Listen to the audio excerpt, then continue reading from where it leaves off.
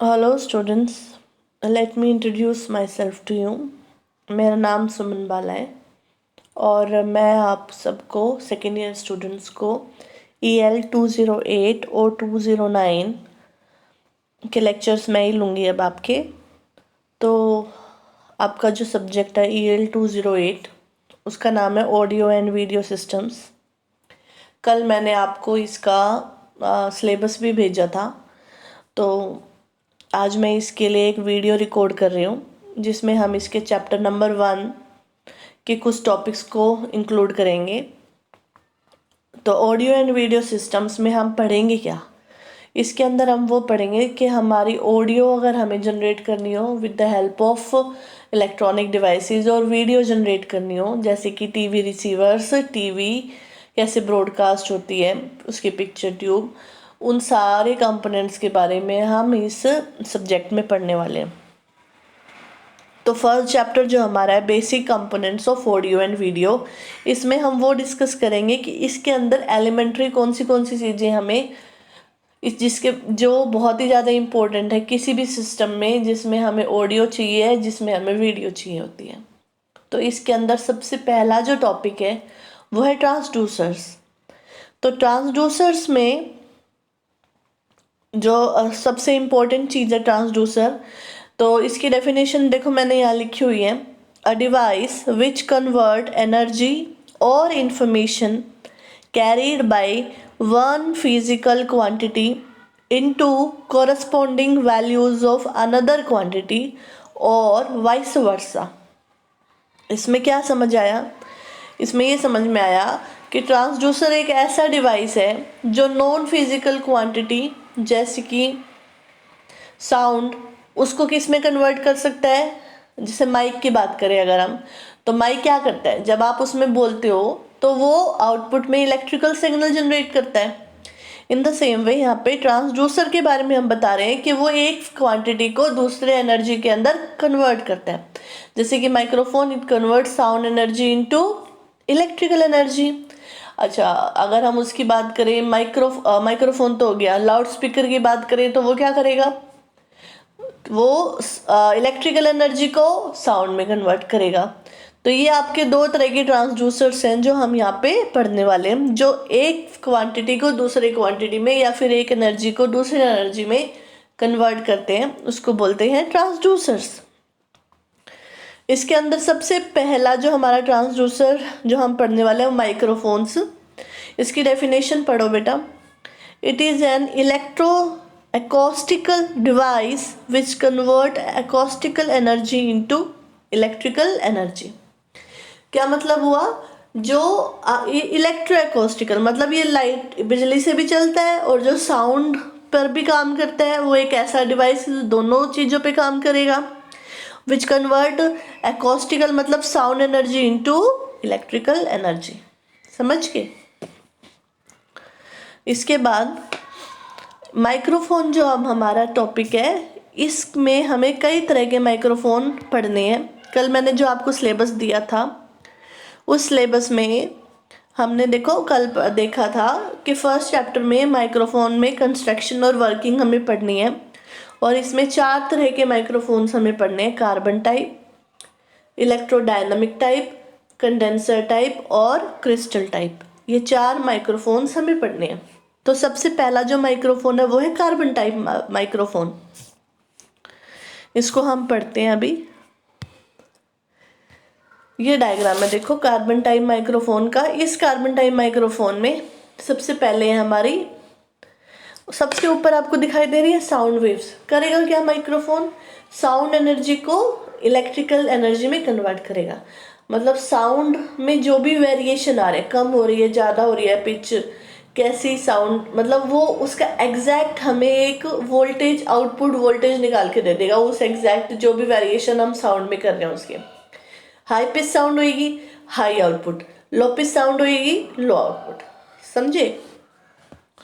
तो इसके अंदर देखो, सबसे पहले इसके डिवाइसेस देख लेते हैं, इसके अंदर क्या क्या यूज़ हो रहा है। सबसे पहले ऊपर साउंड वेव्स लिखा है, उसके बाद एक रोड सी दिखाई दे रही है जिस पे लिखा है डायफ्राम।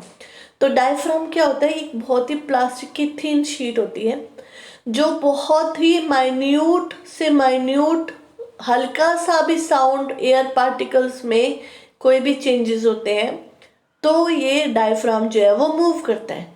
इसके अंदर वाइब्रेशन शुरू हो जाती है जैसे ही वो साउंड वेव्स आके इसको हिट करेंगे। अगर जोर तेज के अगर आप बोलोगे तो इसके अंदर जो वाइब्रेशंस होंगे वो फास्ट होंगे, और अगर आप धीरे आवाज में बात करोगे तो इसी की जो वाइब्रेशंस है वो बहुत स्लो होंगी। इन द सेम पैटर्न जैसे भी आप बोल रहे हो उसी पैटर्न से इसके अंदर वाइब्रेशंस प्रोड्यूस होते हैं। फिर जो ये डायफ्राम है ये किससे कनेक्टेड है, देखो एक रोड लगी है उससे, ये हमारी मूविंग रोड है। जब डायफ्राम मूव करेगा तो ये जो ऊपर की रोड जिससे ये कनेक्ट हो रखी है हॉरिजॉन्टल रोड, ये मूव करेगी। और इसकी जो दूसरी साइड है वो क्या है, कैप्सूल दिखा रखा है बटन टाइप, और उस कैप्सूल के अंदर वी हैव कार्बन ग्रैन्यूल्स। तो इसके अंदर कार्बन के छोटे छोटे ग्रैन्यूल्स हैं, पार्टिकल्स हैं बहुत सारे। अब क्या होता है, साउंड वेव्स जब डायफ्राम को हिट करती हैं तो जब वो साउंड वेव्स को हिट करेंगी, साउंड वेव्स डायफ्राम को हिट करेंगे तो डायफ्राम मूव करना शुरू करता है। वो मूव करेगा तो जो हमारी ये सबसे ऊपर वाली रोड है जो डायफ्राम से कनेक्टेड है ये मूव करेगी। ये मूव करेगी तो एक बार ये क्या करेगी, कंप्रेस कर देगी इन सारे साउंड कार्बन ग्रैन्यूल्स को कंप्रेस करेगी। कंप्रेस करेगी तो सारे ग्रैन्यूल्स एक दूसरे के पास आ जाएंगे, और एक बार ही जब वो दोबारा वापस जाएगा तो सारे ग्रैन्यूल्स सारे के सारे फिर एक दूसरे से दूर हो जाएंगे। तो जब वो पास आएंगे और जब वो दूर होंगे तो उनके बीच की जो रेजिस्टेंस है वो एक बार ही कम होएगी और एक बार ज़्यादा। जब वो एक दूसरे के पास आएंगे तो बीच में रेजिस्टेंस कम हो जाएगी, जब वो दूर जाएंगे तो फिर से उनके बीच में गैप बढ़ जाएगा तो रेजिस्टेंस बढ़ जाएगी। तो ये कार्बन, ये जो बटन दिख रहा है ना आपको, ये इस बटन के अंदर जो कार्बन ग्रेन्यूल्स हैं इनका बेसिक पर्पस है वेरिएशन इन रेजिस्टेंस। ये कर रहा है depending upon the sound we are getting. जैसी साउंड वेव्स होंगी उसके अकॉर्डिंग आपके इस कार्बन कैप्सूल के अंदर ग्रेन्यूल्स जो है वो कभी रेजिस्टेंस को कम करेंगे और एक बार रेजिस्टेंस को ज़्यादा करेंगे। तो जब रेजिस्टेंस वेरी होती है तो आउटपुट वोल्टेज भी वेरी होती है। तो जब आउटपुट वोल्टेज वेरी होगी जिस हिसाब से हमारे कार्बन ग्रेन्यूल्स की रेजिस्टेंस वेरी होगी, और फिर इसी आउटपुट वोल्टेज को हम स्टेप अप करके आगे यूज़ करेंगे। सबको समझ आया? इसको एक स्टोरी की तरह पढ़ो, कैसे कैसे हो रहा है वन बाय वन काम। सबसे पहले साउंड वेव्स आ रही हैं, फिर डायफ्राम को हिट कर रही है, डायफ्राम मूव करेगा, डायफ्राम मूव करेगा तो आपकी जो ऊपर वाली रोड है वो मूव करेगी, वो मूव करेगी तो कार्बन ग्रेन्यूल्स एक बारी क्लोज होंगे एक बारी दूर हो जाएंगे। क्लोज होएंगे तो रेजिस्टेंस कम हो जाएगी, दूर होएंगे तो रेजिस्टेंस ज़्यादा हो जाएगी। ये जो वेरिएशन है रेजिस्टेंस का वो किस में चेंजेस लाएगा, आउटपुट वोल्टेज में चेंजेस लाएगा, और जो आउटपुट वोल्टेज हमें मिलेगी वो हमें स्टेप अप करके आगे यूज़ करनी है। पता चल जाएगा हमें कितनी इलेक्ट्रिकल सिग्नल जनरेट हुआ। समझ आया? तो ये हमारा पहला टॉपिक था कार्बन माइक्रोफोन। इसको हम काफ़ी यूज़ करते थे पहले के टाइम पे, अब इसका यूज़ कम हो गया है। पहले ये जो हमारे लैंडलाइन टेलीफोन्स होते थे उसके अंदर यही वाला कार्बन माइक्रोफोन यूज़ होता था। उसके बाद है नेक्स्ट टॉपिक हमारा सेकंड वाला जो है वो है मूविंग कॉइल माइक्रोफोन। तो मूविंग कॉइल माइक्रोफोन में क्या करते हैं हम, तो इसके अंदर ये सबसे ज़्यादा पॉपुलर है, जो सबसे ज़्यादा अभी सपोज हमें कोई म्यूज़िकल कुछ भी अरेंज करना है तो जो माइक्रोफोन हम यूज़ करेंगे बोलने के लिए गाने के लिए वो यही वाला माइक्रोफोन होता है। तो इसमें मूविंग कॉइल माइक्रोफोन के अंदर इसके लिए क्या करते हैं, एक ई शेप की मैग्नेट है, ये देखो ध्यान से देखोगे इसको तो पता चलेगा एक साइड साउथ लिखा है एक साइड नॉर्थ लिखा है फिर साउथ लिखा है। We have an E shape magnet. E shape magnet के बिल्कुल जो बीच वाला जो आपका ये एन है इसके ऊपर हमने कॉइल इसके ऊपर राउंड राउंड रैप कर रखी है, और जिसके ऊपर कॉइल रैप कर रखी है उसको डायफ्राम से कनेक्ट कर रखा है। ये हमारा डायफ्राम है, ये आपका फ्लेक्सिबल डायफ्राम है। तो क्या होता क्या है, जब यहाँ से sound waves I left side से और उन्होंने डायफ्राम को हिट करा, तो डायफ्राम को हिट करा तो ये जो कॉइल है जिसके ऊपर जो ये बेस दे रखा है जिसके ऊपर हमने कॉइल्स को रैप कर रखा है, तो ये मूव करेगा लेफ्ट एंड राइट। ये लेफ्ट एंड राइट जब मूव करे, एरो दिख रहा है आपको, ये लेफ्ट एंड राइट जो मूवमेंट होएगी इसकी वजह से क्या होगा, जो नॉर्थ और साउथ और ऊपर वाले नॉर्थ साउथ और नीचे वाले नॉर्थ साउथ दोनों साइडों में जो भी मैग्नेटिक फील्ड होगी वो चेंज होगी। तो उस चेंज ऑफ फ्लक्स की वजह से, अगर याद हो अगर आप लोगों को, फैराडेज लॉ क्या कहता है, फैराडेज लॉ यही कहता है, when there is a change of flux EMF is generated, EMF is induce.